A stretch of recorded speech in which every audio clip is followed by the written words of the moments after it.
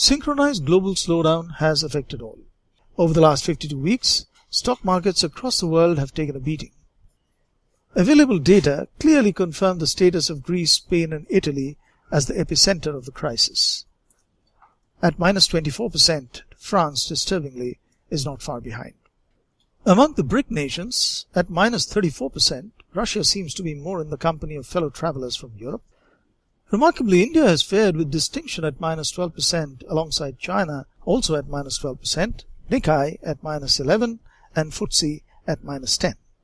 And despite the drubbing last week, Dow has held out as a lone warrior at the year-ago level of 12,112. So why this all-pervading gloom? Yes, rupee at 55.50 has sped past most predictions on the wrong side. True, GDP growth has decelerated to 5.3% against much below consensus estimates. But so have others, albeit relative to their own past achievements. China's GDP growth has slowed to 7.5%. On the currency front, India may be leading the pack with a depreciation of 14%, but she has Australian dollar for company at 11%, Brazil at 10%, even euro is down 7% from its 2012 low. The irony is that if Aussie dollar retreats, India should normally rejoice. Over the past year, leading commodity indices are down between 18% to 22%, impacting the fortunes of resource-rich countries like Australia, Canada and Brazil. That should have ordinarily helped India, both in taming inflation and containing current account deficit. But in reality, our food inflation continues unabated at 10.5%, despite a benign core inflation, and our current account deficit is ruling at a record 4% of GDP, aided and abetted by higher imports of gold. The problem, unfortunately, is internal.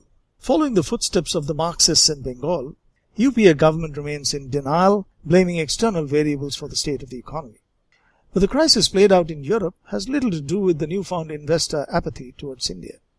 And extraordinarily, it's not only the foreign investors, but for the first time the domestic players as well, who are turning away from investing in India.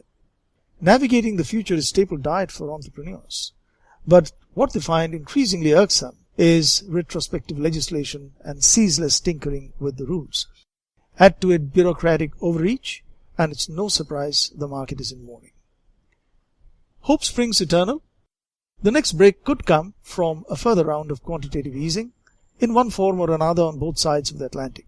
The failure of the last two QEs to boost growth is no reason that it will not happen again. So the week beginning 18 June seems to be the decider. Greek election on 17th, RBI monetary policy meet on 18th, and Federal Reserve policy meet on the 19th.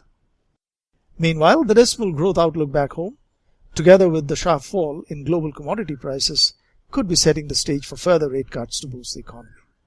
The positive divergence in the momentum indicators last week did give Nifty a boost, but the unsettling news flow killed it by Friday. Nifty, we expect, will sag further and can challenge the December lows of 45.30 unless policy action prevents it from a free fall. Einstein once famously said, "We can't solve problems by using the same kind of thinking we used when we created them." I wonder if he was alluding to the current conditions in India. Quantitative pair fund had a busy week with a couple of quick profits.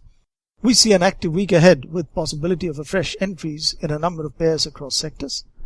Banking continues to be the mainstay. Incidentally, our outperformance against Nifty remains anchored at around 35% despite the gloom and the doom. Competitive value fund remains under pressure from all-round weakness in the market. We booked a profitable swing though last week in NTPC. Although at 23% cash we are relatively underinvested, we might still prefer to book a few losses next week to increase our cash holding further.